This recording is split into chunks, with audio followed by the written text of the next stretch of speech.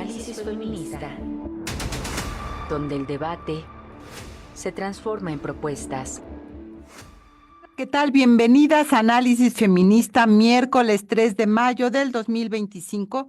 Gracias por estar y acompañarnos en una emisión más. Yo soy Lucía Lagunes Huerta y bueno, pues muy contenta de recibirles. Además, déjeme decir que estoy muy feliz de que en este programa tengamos mujeres que admiro, que reconozco, que son fantásticas y que vamos a hablar, pues a propósito del 10 de mayo, del Día de las Madres, hablar de la maternidad cuando tenemos hijas, hijos con discapacidad. ¿Qué nos significa? ¿Qué tanto la sociedad nos hace más fácil o más difícil el trabajo de maternar? ¿Cómo la vivimos? ¿Y cuáles son los retos que aún nos quedan como sociedad para superar? Déjeme darle un dato que la producción me comparte esta mañana.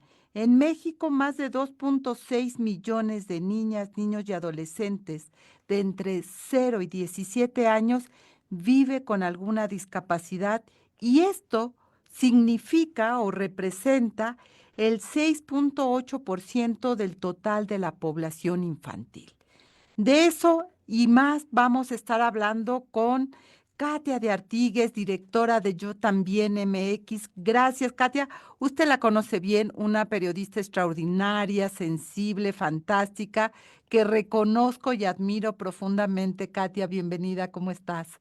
Muchas gracias, Lucía. Pues es mutuo. Siempre recordaré, antes de que naciera yo también una plática que tú y yo tuvimos sobre cómo nació CIMAC y yo apuntaba y apuntaba porque yo quería tener un proyecto similar con respecto a personas con discapacidad y te agradezco mucho eso y todo el trabajo que haces, que sigues haciendo y que hacen en CIMAC. Pues nada, así que vamos a hablar además de este proyecto fantástico que tú tienes, Yo También MX. Janet Alejandra García Lago, también gracias por estar esta mañana, es integrante del Comité Directivo de Familias Extraordinarias. Janet, bienvenida, ¿cómo estás?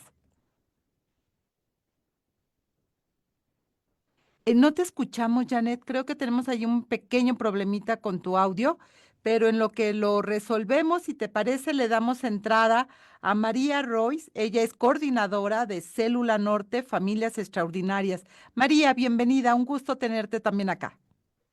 Hola, hola, ¿qué tal? Muchas gracias por la invitación y la verdad es que muy contenta de poder compartir con todas ustedes.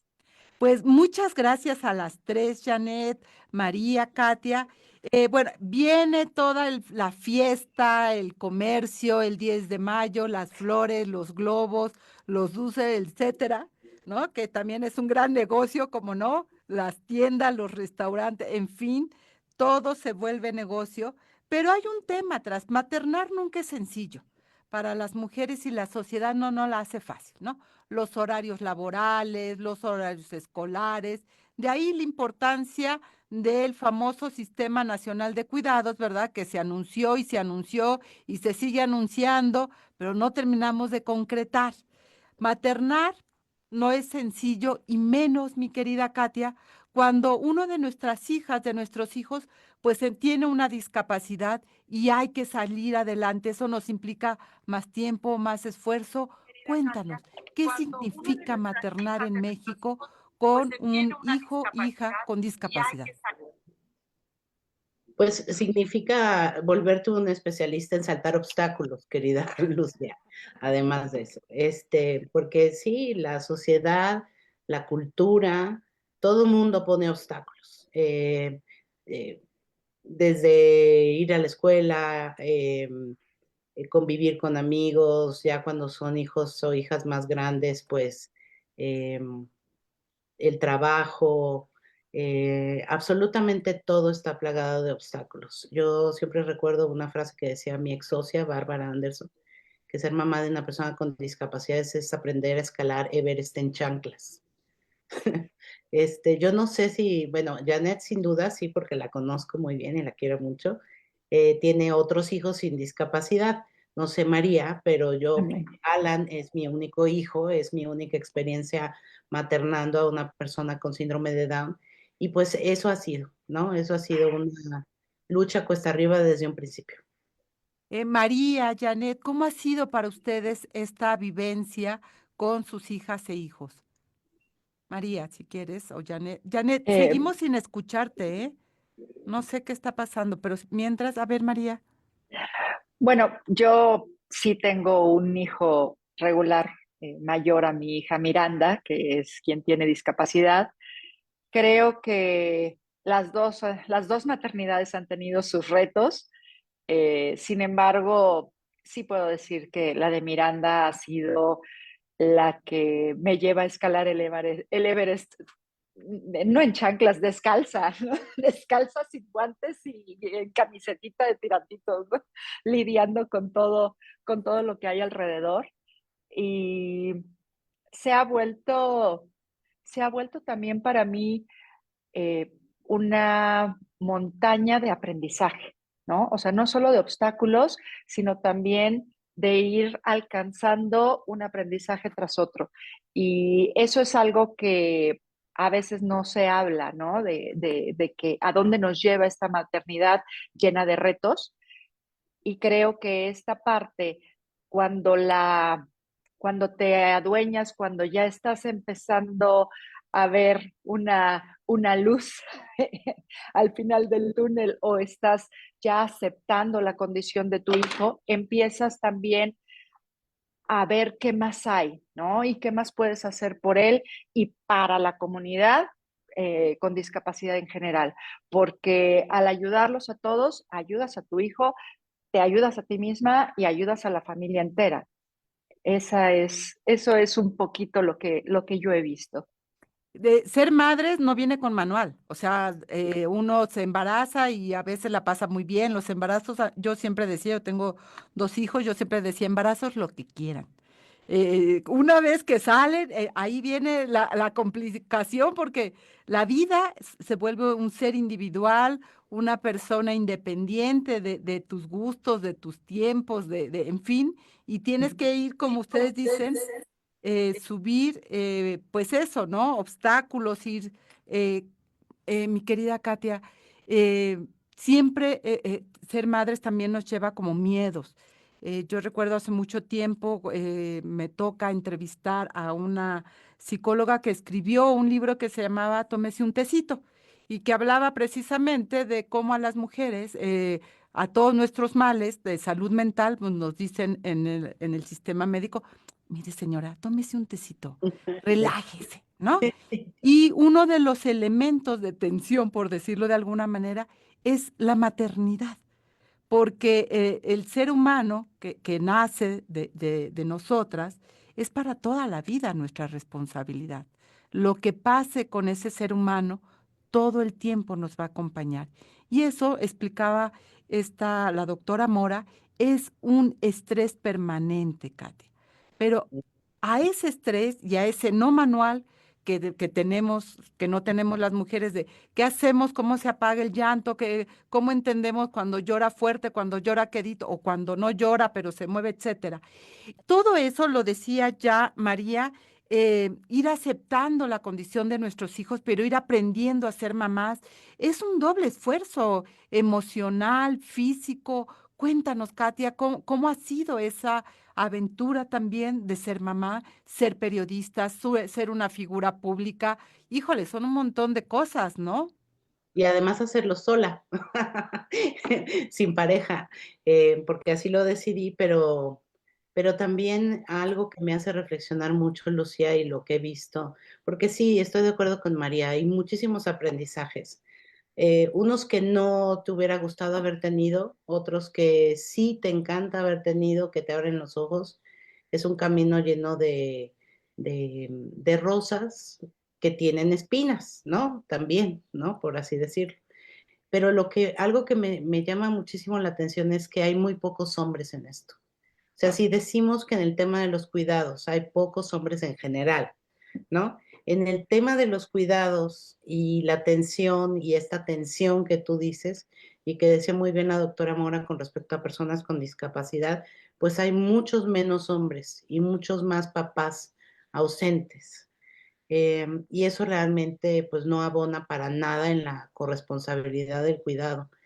Yo con Alan, pues he pasado, afortunadamente él es una persona con mucha salud, nunca tuvo, la mitad de las personas con síndrome de Down tienen graves problemas cardíacos, él no los tuvo, ha sido un chavo muy sano, ya tiene 18 años, va a votar en esta elección horrible, que, que si yo no entiendo, pues él menos, tampoco. Em, pero una de las cosas que yo he aprendido y que me ha ayudado, es que a veces no contemplamos todos los pasos que hay que dar para lograr algo.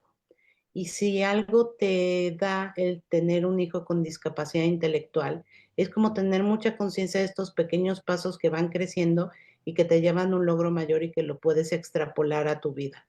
Y siempre pongo un ejemplo, para que Alan aprendiera a subir escaleras, a pesar de que no tiene una discapacidad motriz, las personas con síndrome de Down tienen bajo tono muscular, entonces Alan empezó, imagínate, con terapias a los 15 días de nacido, pobre Alan, ¿no? Y también pobres de nosotros que no sabíamos bien a bien qué hacer, ¿no? Afortunadamente yo tengo pues la costumbre de buscar información por pues, mi trabajo de periodista, pero hay muchas otras familias que no. Pero entonces empezamos, pues claro, reafirmando los músculos con masajes, con cositas, luego le enseñamos a subir un pie en escalón, luego el otro, luego a subir un escaloncito, luego hicimos una escalera más chiquita sobre la escalera que tenía unos barandales, hicimos muchas cosas con apoyo de carpinteros y todo para apoyarlo a su desarrollo motriz y la escalera sobre la escalera era con pasitos más chiquitos, luego la quitamos y entonces hacíamos ejercicios de subir y bajar escaleras. Y ahora cuando lo veo subir y bajar las escaleras corriendo para ir a su cuarto, ir por su balón, ir por no sé qué, digo, todo lo que, como que eres muy consciente de todos los pasos que tuviste que pasar para llegar a ese momento. Y eso te sirve para muchas cosas. Eh, para otras, yo creo que también me ha blindado un poco el hígado de muchas cosas me lo he hipersensibilizado en muchos otros. Yo siendo periodista política durante muchos años, como que aquí siendo absolutamente sincera entre nosotras, como que estaba yo en un tono algo cínico, ¿no? Como que así era la política y yo me reía de ellos y de todos y claro que me indignaba, pero bueno, también uno de mis mecanismos de defensa siempre ha sido el humor, afortunadamente, ¿no? Pero ahora que estoy ya clavada en el tema del activismo y el periodismo sobre discapacidad, pues, híjole, es absolutamente desesperante ver cómo las cosas no solamente no avanzan muy lentamente, aunque sí avanzan ya cuando tienes, como yo, que estamos por cumplir 15 años en la organización y este 3 de mayo cumplimos 6 en el portal, ¿no? Entonces, bueno, ya puedes ver las cosas con algo de distancia. 15 años es desde que ya me decidí a ser activista del todo, ¿no? Que formamos la organización, mi padre y yo, que ya murió. Em, pero bueno, te desespera ver esta lentitud y en estos momentos también el retroceso y la tomadura de pelo para muchas cosas, ¿no? Como la página del INE que dicen que la van a hacer accesible y la hacen más complicada, como la falla de políticas públicas o la ausencia de políticas públicas que solamente se han vuelto pensiones del bienestar, ¿no? Y que eso implica para las mujeres tiempo. La ausencia de acompañamiento de políticas, como bien lo señalas, Katia, implica tiempo para las mujeres. Yo te escucho y anotaba acá, Janet, cuánto tiempo se le invierte para que sus hijas, nuestros hijos, puedan estar lo mejor posible para superar los retos que implica tener una discapacidad. Gracias, Lucía. Espero que ahí ya me escuchen. ¿Me escuchan? Súper Gracias, bien. Les pido una disculpa por los contratiempos. La tecnología a veces no es amigable con las amas Casi de no. casa como yo, pero trataré de, bueno, voy a dar respuesta a tu pregunta y pues el tiempo es todo. Eres 24/7 los 356 días del año, porque pues tener un hijo con discapacidad te demanda todo tu tiempo. Y sinceramente, bueno, en mi caso, mi hija también igual, gracias a Dios, no tuvo cardiopatías ni otro tipo de padecimientos. Su desarrollo ha sido favorable, ha sido bueno, pero pues también te enfrentas con la sociedad, que es la que te pone las barreras. Entonces hay que estar educando todo el tiempo, en todas partes, en la escuela, en el súper, en todos tus contextos. Tienes que estar educando a las personas para que se dirijan a los chicos o sea, directamente a preguntarles, que no los ignoren, que los saluden, porque muchas veces vas con tu hijo que tiene alguna discapacidad, en el caso de la mía es discapacidad intelectual, y no son tomados en cuenta.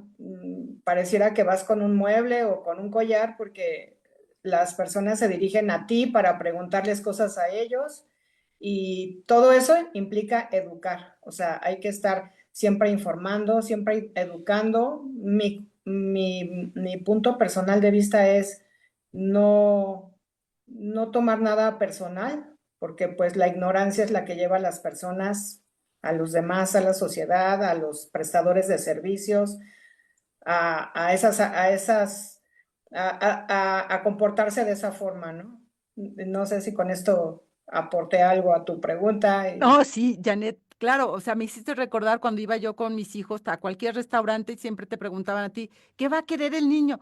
Pues no lo sé, pregúntele al niño, porque yo no voy a desayunar, él va a tomar la decisión y todo el tiempo era remitir que él iba a decidir y no importa que desayunara todos los días huevo con salchicha, porque a uno de mis hijos es lo único que comía Sí, durante claro. los primeros 5 años, salchicha, salchicha, entonces imagínense.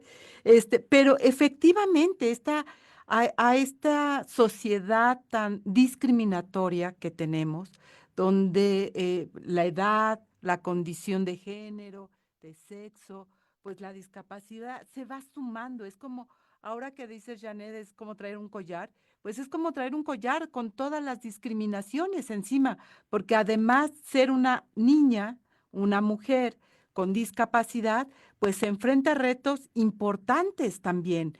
Eh, Hablaremos de esto también al regreso de esta pequeña pausa que vamos a hacer ahora y seguimos hablando sobre pues lo que implica maternar en esta sociedad con hijas, hijos con discapacidad. No se vaya, volvemos. Infancias con discapacidad, una realidad diversa que exige inclusión y atención urgente. La discapacidad, según la Convención sobre los Derechos de las Personas con Discapacidad, se refiere a aquellas personas, incluidos los niños y niñas, que presentan diferencias físicas, mentales, intelectuales o sensoriales a largo plazo, las cuales al interactuar con diversas barreras pueden limitar su participación plena y efectiva en la sociedad en igualdad de condiciones con los demás. Esta definición se basa en un enfoque social y de derechos humanos que reconoce que la discapacidad no es solo una característica médica, sino también el resultado de un entorno que no permite la inclusión. Los niños y adolescentes con discapacidad conforman un grupo muy diverso, con experiencias de vida distintas. Incluyen a quienes nacen con condiciones genéticas que afectan su desarrollo, a quienes adquieren una discapacidad por enfermedades, desnutrición, accidentes o exposición a toxinas, así como a quienes presentan dificultades mentales o emocionales, como ansiedad o depresión, provocadas por situaciones adversas. Este enfoque reconoce la amplitud de factores que pueden influir en el desarrollo funcional de un menor y destaca la necesidad de intervenciones específicas en cada caso. A nivel mundial, UNICEF estima que aproximadamente 240 millones de niños y niñas tienen algún tipo de discapacidad. Esta cifra se basa en un enfoque inclusivo que va más allá del diagnóstico médico tradicional, al considerar también aspectos funcionales y psicológicos. La discapacidad infantil, por tanto, no debe entenderse de forma homogénea, sino como una realidad multidimensional que requiere atención diferenciada, apoyo personalizado y políticas públicas con enfoque de derechos. En México, según el Censo 2020, el 5.69% de la población, 7.1 millones de personas, tiene alguna discapacidad o problema o condición mental. De este total, el 78% tiene únicamente discapacidad, el 10% solo un problema mental, el 8% presenta ambas condiciones y el 4% reporta un problema mental con alguna limitación. De acuerdo con esta información, 2.61 millones de niñas, niños y adolescentes de entre 0 y 17 años tienen alguna discapacidad, lo que representa el 6.8% de la población total en ese grupo de edad. De este total, 1.23 millones son mujeres y 1.38 millones hombres, lo que indica una ligera mayoría de varones con discapacidad en este rango etario. Esta población enfrenta importantes desafíos en su desarrollo, incluyendo barreras en el acceso a la educación, servicios de salud adecuados y participación plena en la vida social.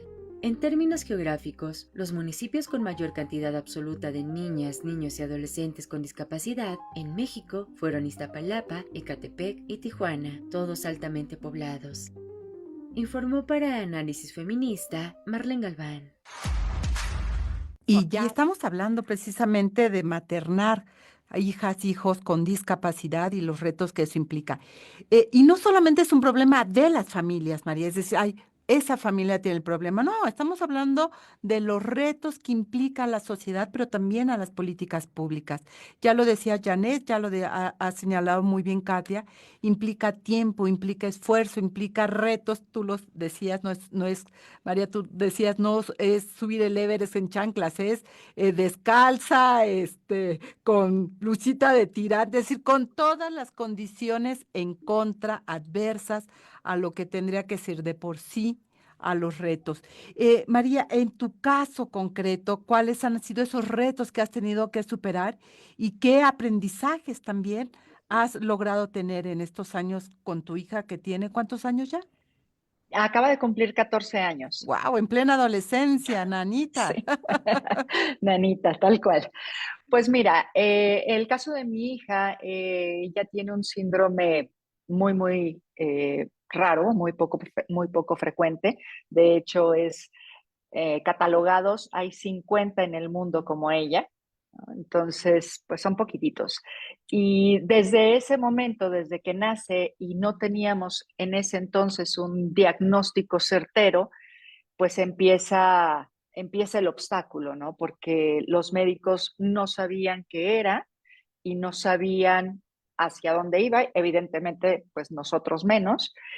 Eh, Aún así, hay quienes te dan pronósticos completamente fatalistas y hay otros que te dicen, no pasa nada, todo está bien, y ninguno de los dos ayuda, ¿no? Porque el que te dice que todo es malo, pues evidentemente no te impulsa a seguir adelante. Pero igual, el que te dice que todo está bien, tampoco te impulsa a buscar los apoyos que requiere tu hijo. Entonces, desde ahí empieza esta lucha. Mi hija nació con diversas malformaciones y ella sí enfrentó muchas cirugías en los primeros 2 años y medio de su vida. Y pues afortunadamente fue librando cada una de estas y ahora es una niña muy sana.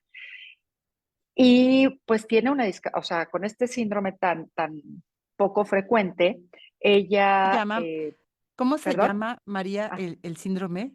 se llama DiGeorge tipo 2 porque hay un DiGeorge tipo 1 pero es completamente distinto al tipo 2.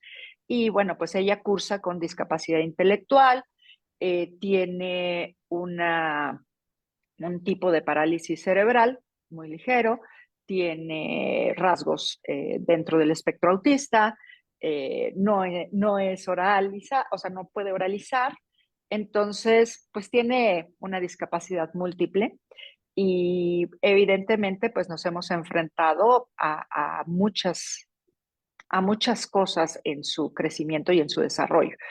Ha sido muy lento, como dices, hay que invertirle mucho tiempo, pues yo creo que más de las 24 horas del día, ¿no? Porque tu mente no para de pensar en esos apoyos que requiere, ¿no? Y en cómo puedes alcanzar esos puntitos que ella necesita para seguir adelante, ¿no? Afortunadamente el desarrollo de mi hija ha sido pues bastante bueno con todos estos diagnósticos, pues ha logrado caminar cuando me decían que quizá no lo lograría, ¿no? Bueno, me decían que quizá no lograba moverse, ¿no? Cuando nació. Entonces, pues evidentemente se mueve, se gira, gatea, camina.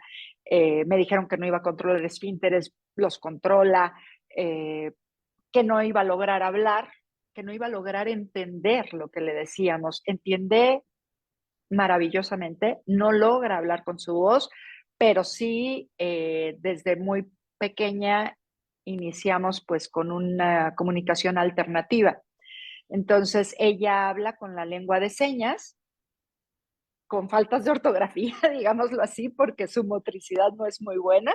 Entonces, pues la vamos comprendiendo generalmente quienes más la conocemos, pero con la adolescencia, o sea, bueno, obviamente los retos de todos aquellos con alguna condición, alguna discapacidad, pues es la escuela, porque te enfrentas a que no los quieren aceptar, a que necesitan llevar un acompañante para que puedan ir a la escuela, si se enferma ese acompañante le cierran las puertas, bueno, ese tipo de cosas. Conforme van creciendo, pues las opciones escolares son mucho más reducidas porque pues es más sencillo incluirlos en el kinder, todavía los aceptan en la primaria, ya para la secundaria, híjole, ¿no? Es un peregrinar terrible.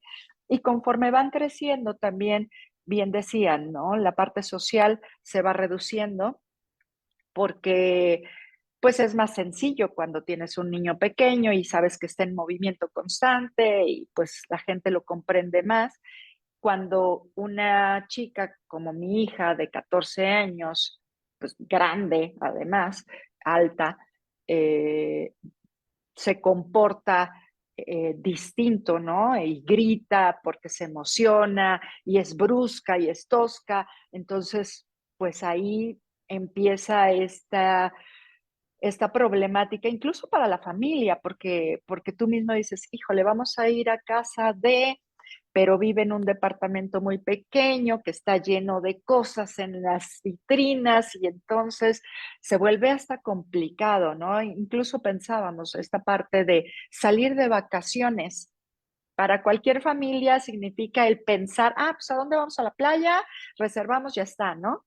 Para nosotros es, vamos a ir a la playa, ok, ¿a qué hotel? ¿Cómo lo vamos a hacer? ¿En qué momento está dispuesta, no está dispuesta? El avión, o sea, todas estas características que vienen dentro de la persona, las tenemos que, en lugar de que sea la sociedad quien se vaya adaptando, nosotros tenemos que ir adaptando y empujando a la sociedad a que abra estas puertas, ¿no? No hay, por ejemplo, hay ciertas políticas en las aerolíneas y en los aeropuertos, por ejemplo, hablando de esto, en que sí, si la persona con discapacidad requiere apoyos, te los pueden ofrecer. Sin embargo, no es que vean a tu hija que está completamente desbordada en la fila y te digan, oye, ven, te apoyo, ¿no? Salgamos de aquí. No, tú tienes que ir y acercarte y decir, oye, necesito, por favor, aunque tengas a la niña aquí, pues vuelta ya con mucho estrés, ¿no? Y gritando demasiado. Quisiera compartirles rápidamente una anécdota de una chica que no era mi hija. Viajamos justo, íbamos en el avión. Esta chiquita, poco, no sé, unos 4 años menor a mi hija, con un autismo pues que requería muchísimos apoyos y en el avión empieza a desbordarse y a desbordarse durante el vuelo, a gritar, a llorar, a patear. Llegamos al destino, abren las puertas del avión y en lugar de que los encargados de la aerolínea digan, oigan, dejen salir a esta familia ahora sí que para el bienestar de la niña, de la familia y de La todos los demás rutina. pasajeros, no, la rutina completa, ¿no? Y nos, Primero los de adelante y vayan siguiendo sin importar lo que pase, ¿no? y, Entonces, se vuelve muy complejo, ¿no? En lugar de que la sociedad voltee a ver y diga, oigan, podemos dar un apoyo extra. Entonces, y has colocado como varios temas, mi querida María. Yo compartía, tengo un sobrino con con discapacidad. Entonces he visto a mi cuñada dedicarse en cuerpo y alma al hijo. Es decir, esto que tú señalas del diagnóstico médico es muy importante, ¿no? Primero es fatalista, no va a pasar, no va a pasar, no va a pasar, ¿no? Y hay que dedicarle tiempo.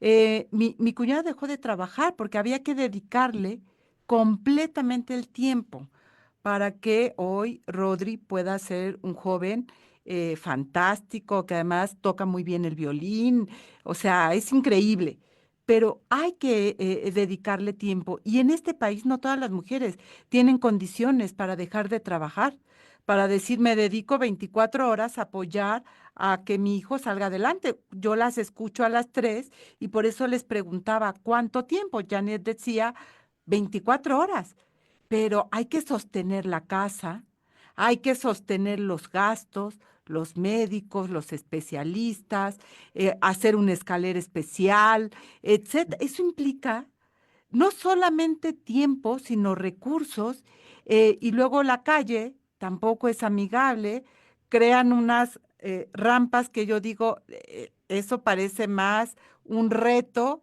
de esfuerzo que una rampa de accesibilidad real para cualquier persona, ¿no? Katia, toda esta parte de la ausencia de la política pública que mire la integralidad de los requerimientos, es también un obstáculo, un Everest mucho más complicado que no sé cómo se logra superar y como tú lo decías, ahora menos. Sí, pues la verdad es que, te digo, es muy desesperante. Es muy desesperante. Esas rampas que tú describes, yo las llamo trampas, ¿no? No son rampas, sino trampas. Eh, y no se ponen a pensar, por ejemplo, escuchaba el excelente reportaje que nos pasaron ahorita en el corte, ¿no?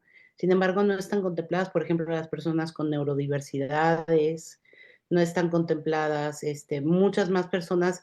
La segunda causa de discapacidad actualmente en el mundo, que va a llegar a ser la primera, son las personas que tienen retos emocionales, sobre todo depresión, ¿no? Y lo que decía María, es clave, o sea, afecta cada una de estas discapacidades.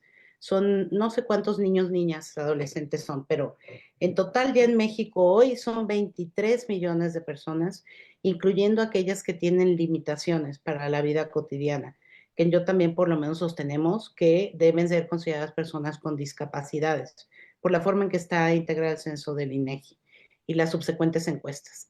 Si eso lo multiplicas por una familia base del INEGI, 4 personas, son 80 millones de personas que viven con una persona con discapacidad en su casa. 2 de cada 3 millones, 2 de cada 3 mexicanos o mexicanas. Es así de grande la población, pero no estamos acostumbrados, necesitamos cambiar un chip tremendo en la cabeza de nosotros, de los medios de comunicación que somos súper importantes porque catalizamos y podemos con nuestras palabras y con lo que reportamos, como tú bien sabes y se ha hecho muy bien en el movimiento feminista, cambiar la forma de ver el mundo, pero también de los funcionarios, ¿no? De decir, esa mujer que ya no puede caminar por edad, ya no puede escuchar bien por edad, también es una persona con discapacidad, ¿no? O que ya no puede ver bien, ¿no? Por edad también. Todos vamos hacia la discapacidad. Y es algo que seguimos pensando que no nos va a pasar y que seguimos haciendo políticas públicas pensando en que esto no va a suceder, que no vamos a estar dentro de esa estadística porque son poquitos, poquitas, ellas y allá, ¿no? Y que no nos va a tocar, pues sí nos va a tocar. Y es una tontería no hacerlo desde ahorita, porque, por ejemplo, yo siempre recuerdo una cifra de Libre Acceso, que es una organización que lleva, creo que están por cumplir 40 años trabajando por temas de accesibilidad física, ¿no? Que ahorita estamos muy clavados en, pues, la otra accesibilidad a la información, la digital, ¿no? Que es pues casi igual de importante que la física, ¿no? Pero bueno, libre acceso dice. Si tú planeas algo accesible desde un principio, no te cuesta más porque se absorbe dentro de los gastos de crear algo, ¿no? Si quieres después hacer un edificio accesible, una casa accesible, una, ¿no? Cuesta 30% más. Sin embargo, seguimos construyendo cosas inaccesibles, ¿no? Desde todo, ¿no? acércate a la justicia. Las personas con discapacidad tienen muchos más retos de accesar a la justicia. ¿Cuántos tienen intérpretes en lengua de señas? ¿Cuántos tienen impresoras braille? ¿Cuántos tienen, pues, no escaleras para acceder, ¿no? Y también hay un tema súper importante, que es que seguimos como sociedad pensando que las personas con discapacidad son niños y niñas. Y también les infantilizamos, ¿no? Y como bien decía María, o sea, una niña con discapacidad, ay, pues es linda, tierna, y si es usuaria de silla de ruedas, ay, qué linda, ¿no? Pero ya una mujer con discapacidad no es lo mismo, ¿no? La sociedad no les trata igual. Y hablando de maternidades, yo creo que una de las cosas que siempre quiero decir en oportunidades como estas es que no queremos ser heroínas. No somos mujeres con superpoderes, ¿no?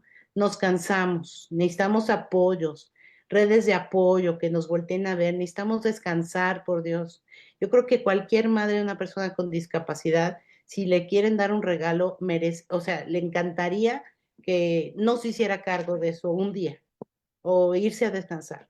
Tener hijos con discapacidad implica tener menos gastos en la casa, más bien tener más gastos en la casa y menos ingresos. Por eso hay un círculo probado: pobreza, discapacidad, discapacidad, pobreza. Y equivale muchas veces a tener pues mellizos o hasta triates según las necesidades de apoyo de cada persona con discapacidad. Entonces también por eso está tan invisibilizado, porque, bueno, aquí está María y está Janet y estoy yo, que pues sí tenemos, pues yo tuve muchas facilidades, mucho apoyo de parte de mi familia para criar a Alan. Tuve un trabajo bien pagado, porque ahora ya no, que me dedico a la asociación civil, ¿no? Y que me dedico a esta lucha que cuesta mucho trabajo, tú bien lo sabes, sacar adelante una asociación civil sin fines de lucro. Pero bueno, no queremos ser superheroínas, no queremos ser superheroínas, no queremos eso, no queremos que nos digan que Dios manda solamente estas pruebas a sus mejores guerreras, ¿no? Y que somos madres benditas de angelitos, ¿no? Fíjate qué contradicción, hace 50 años, 60, tener un hijo con discapacidad era como castigo de Dios, ¿no? Tampoco, ¿no? Y ahora somos madres benditas con angelitos, pues ni Claro, tanto que queme al santo, ni tanto que no lo alumbre, ¿no? claro. Y eso implica, es decir, yo por eso les preguntaba los retos, es decir, pensar en una política de cuidado, ¿no? Como la que se ha estado anunciando, Janet, y que no logramos de verla ni concretarla, ni siquiera en el esbozo primero de cualquier edificio de arquitectura, así casi con rayones y luego se lo hago bien. O sea, no terminamos de ver qué es eso y qué va a ser si algún día llega a serlo. Se sigue pensando en la edad, en las niñas, los niños, y no en todo el desarrollo de ese ser humano. ¿Cómo va a ingresar a un trabajo o no va a poder ingresar? Va a tener qué condiciones y que la escuela, y si es niña, la salud sexual y reproductiva. ¿Qué onda con eso, no? ¿En qué momento se les va a hablar o no se les habla?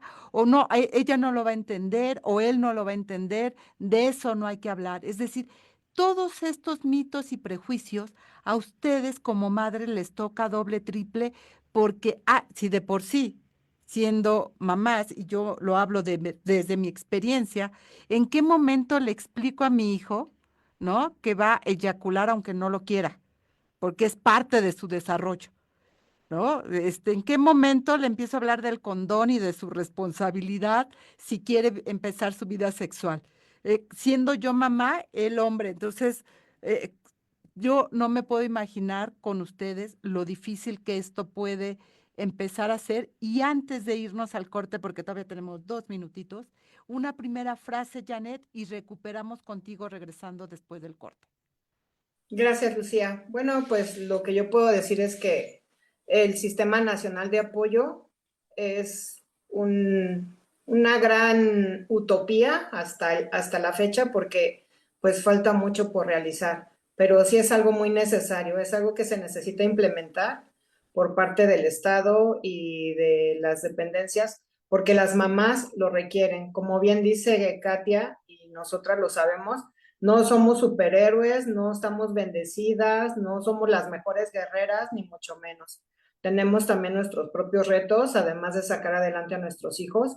Y también es verdad que esos apoyos son muy necesarios porque además educarían a la sociedad para que acepte, este reto de las personas con discapacidad, apoyar a su inclusión laboral, a su vida independiente, que es lo que personalmente veo como reto siguiente para mi hija, ¿no? O sea, es lo que estamos buscando, que ellos también aporten a la sociedad, que dejen de ser una carga para el Estado y para las familias, y que ellos vivan también su independencia y su autonomía, siendo productivos en lo que sea su talento, ¿no? Porque tener discapacidad no es de que no puedas hacer nada, es de que tienes retos y necesitas apoyos. Los apoyos son necesarios para que ellos puedan funcionar.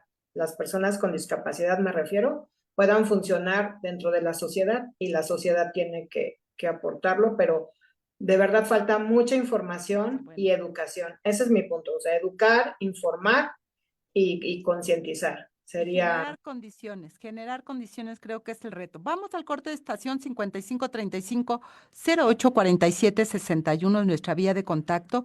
Recuerde las redes sociales de CIMAC Noticias para que nos haga llegar sus comentarios. Estamos hablando sobre maternidad, maternar con hijos con discapacidad. Vamos a un corte, volvemos. Estas son las efemérides de la semana. El 6 de mayo de 2000 marcó un acontecimiento importante en Oaxaca, México, con la institución de la Comisión de Equidad y Género en el Congreso del Estado de Oaxaca. Esta iniciativa representó un compromiso significativo por parte de las autoridades estatales para abordar las cuestiones de género y promover la igualdad entre mujeres y hombres en la legislación y políticas públicas. El 7 de mayo de 1960, nació en Querétaro, México, Gisela de Jesús Sánchez Díaz de León, una destacada psicóloga, educadora y promotora de reformas legislativas en favor de los derechos humanos de las mujeres. A lo largo de su carrera fundó Salud y Género Querétaro y se destacó como autora de diversas publicaciones sobre salud, derechos de las mujeres y género. El 8 de mayo se conmemora el Día Mundial del Cáncer de Ovario. Es una jornada dedicada a aumentar la conciencia pública sobre este tipo de cáncer, sus factores de riesgo, síntomas, métodos de detección temprana y el apoyo a quienes están afectadas por esta enfermedad. El 10 de mayo se conmemora el Día de la Madre en México, una fecha que nos invita a reflexionar sobre el papel histórico y contemporáneo de las mujeres en la sociedad. Si bien es una oportunidad para honrar el amor y la dedicación de las madres, también es crucial reconocer que la maternidad no debe definir por completo la identidad de una mujer. También celebramos el derecho de las mujeres a tomar decisiones sobre su propia vida y cuerpo, así como la necesidad de políticas y estructuras sociales que apoyen a todas las mujeres, independientemente de sus decisiones reproductivas. El 10 de mayo de 1977 marcó un hito importante en la historia de México, ya que la coalición de mujeres feministas declaró este día como el Día de la Maternidad Libre y Voluntaria. Esta declaración fue un llamado a reconocer el derecho de las mujeres a decidir libremente sobre su maternidad, incluyendo el acceso a la planificación familiar y a servicios de salud reproductiva. El 11 de mayo de 1925, María Castro de Serrano fundó en Comitán, Chiapas, el periódico Balún Canán, con el subtítulo Hogar, Familia y Patrimonio, en un contexto clave para los derechos políticos de las mujeres. Ese mismo año se publicó en Chiapas el decreto que reconocía el sufragio femenino. Desde las páginas de su periódico, Castro Serrano defendió la legitimidad de esta conquista, escribiendo con firmeza que el deseo de igualdad no nacía de la vanidad, sino de la buena voluntad y la convicción de que las mujeres merecemos los mismos derechos que los hombres. Y ya estamos de regreso aquí en Análisis Feminista. Estamos hablando sobre maternar hijos con discapacidad y tenemos la suerte de tener a 3 mujeres fantásticas que han hecho de este programa algo realmente delicioso, educativo y yo diría, déjenme poner esta palabra, esperanzador. Katia de Artigues, Janera Alejandra, María Royce, gracias a las 3 por estar y ya estamos en la recta final. Ustedes han ido señalando, es decir, Las personas, las niñas, niños con discapacidad que se van a volver adultos, van a probablemente a crear familias, implican condiciones, necesitan condiciones para su desarrollo pleno. Las familias hacen lo que pueden. Las madres hacen un doble, triple, cuádruple esfuerzo para darles herramientas a esas hijas e hijos para poder desarrollarse. La sociedad estamos bastante atrasadas en entender cuál es nuestro papel y el Estado creo que todavía no logra escuchar, creo que tiene una discapacidad fuerte y profunda en el sentido de tener la disposición de escuchar cuál es el requerimiento que se tiene. Las familias, las personas, las organizaciones han sido muy claras en las necesidades que se tiene que hacer y el Estado no termina de tener la disposición y creo que ahora menos, Katia. Creo que ahora está en una cerrazón absoluta de querer escuchar a las organizaciones, a las colectivas, a las organizaciones sociales conformadas en ONG o no, que saben de lo que están hablando y que le demandan al Estado, pues que cumpla con su tarea. Las niñas y niños, adolescentes, jóvenes, necesitan tener condiciones para poder terminar la escuela. Lo que tú decías, Janet, yo vi a mi cuñada, y déjenme poner este ejemplo, que tuvo, pues eso, que contrató lo que llamaban una sombra para que pudiera estar con Rodrigo, pues en la primaria, en la secundaria, en la preparatoria. Y yo algo que le aprendí a Beatriz es su capacidad de convencer a las escuelas de que Rodrigo no iba a ser problema, de que sí lo iban a poder, podía convivir con otras niñas y niños. Es decir, se vuelven también mujeres muy hábiles en expresar la necesidad y dar confianza. Es todo lo que se requiere y más, mi querida Katia, para ir cerrando este programa. Sí requieren las mujeres no ser heroínas, pero tampoco verlas con compasión.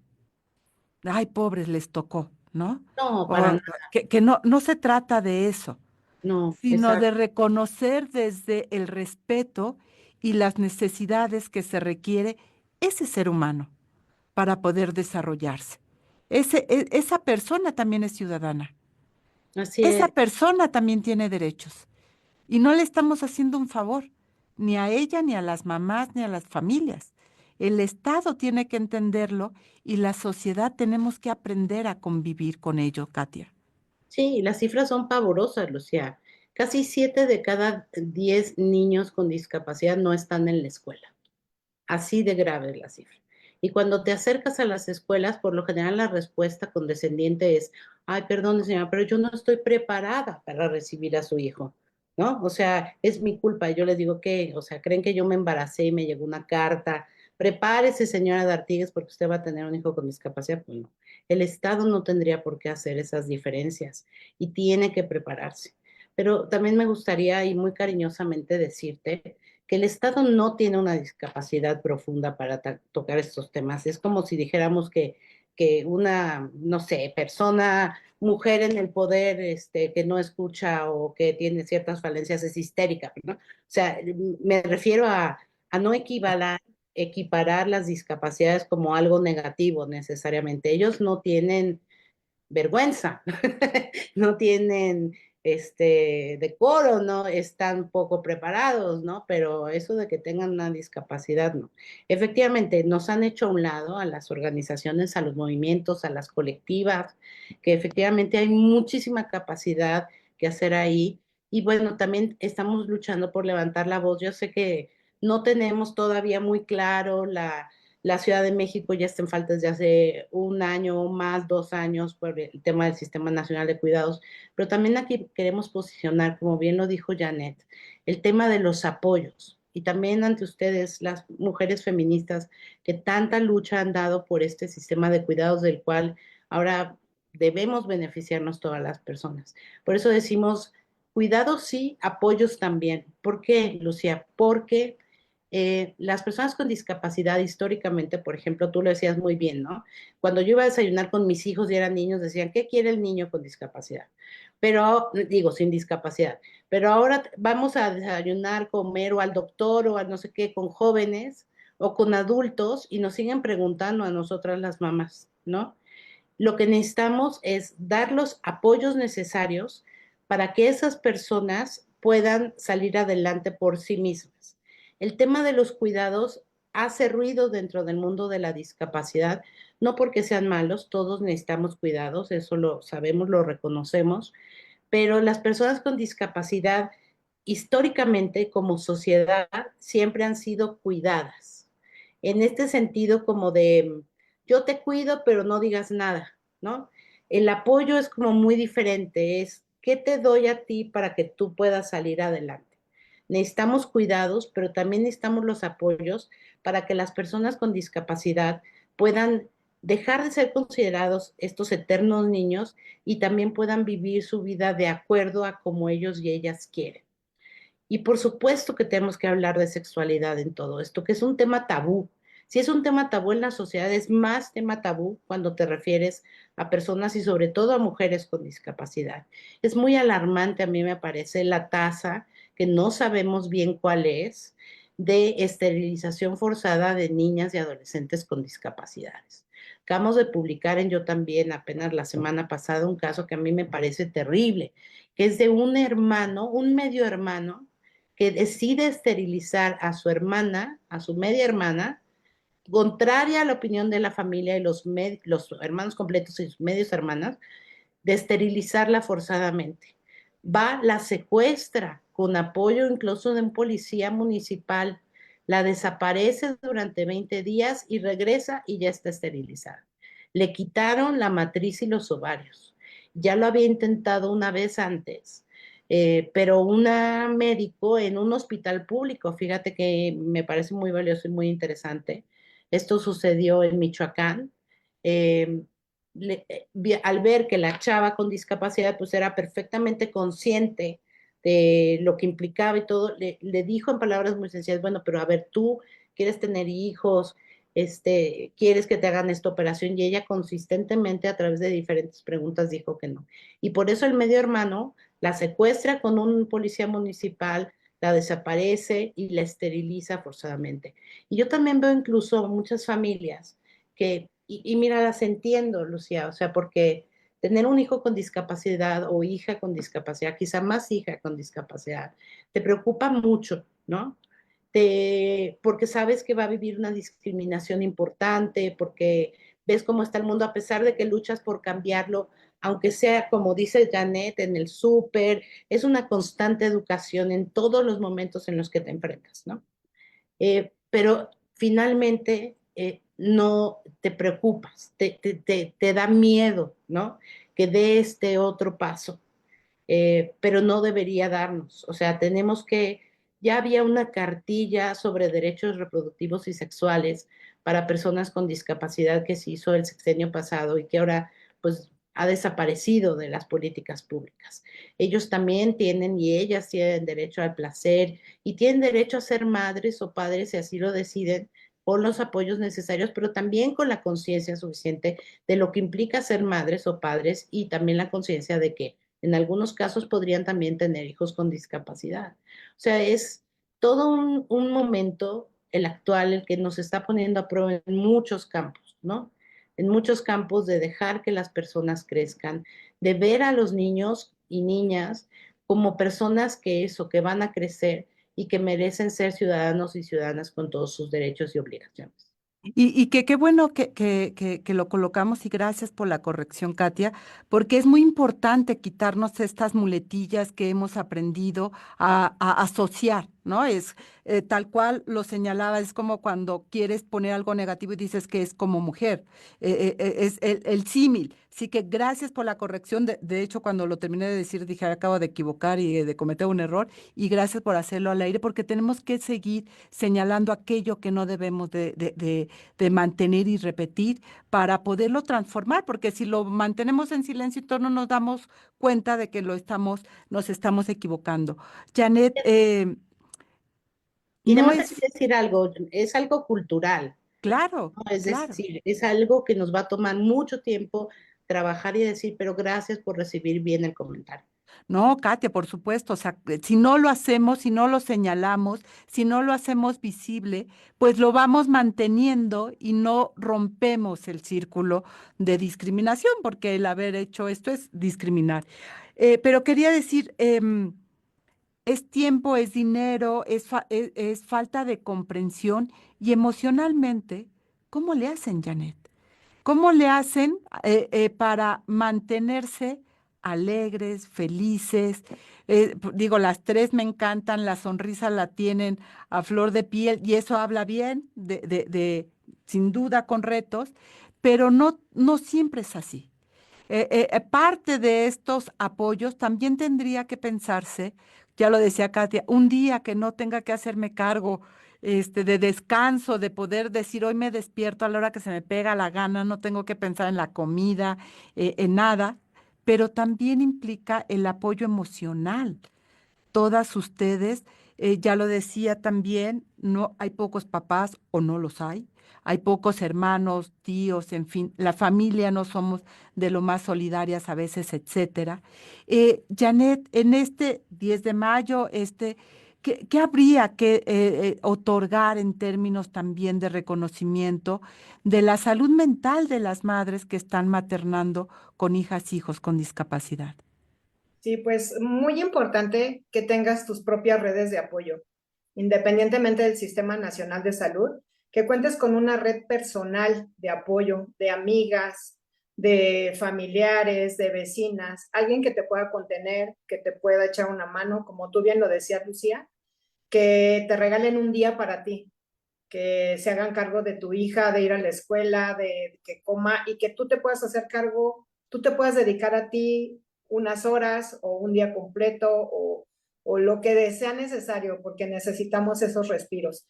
Las redes de apoyo son esenciales y no sé si me permites en este momento decirlo, pues yo, por ejemplo, tengo una gran red de apoyo en una asociación que se llama Familias Extraordinarias, que son más de 800 familias y sobre todo mamás principalmente con hijos con discapacidad, discapacidad intelectual, pero también hay otras discapacidades. Y a través de esa asociación he conocido a mis hermanas de vida, mi hija tiene sus mejores amigas con las que sale al cine, con las que va a tomar un café, con las que se junta para hacer una fiesta, para bailar, para hacer manualidades. Claro, todo eso pues con apoyo de las mamás, porque las mamás somos las que finalmente pues las vamos llevando hacia eso, pero hay que buscar gente, hay que buscar iguales que te entiendan y que tú puedas también hacer una red. Eso sería lo principal. Eso es lo que a mí me ha dado mucha contención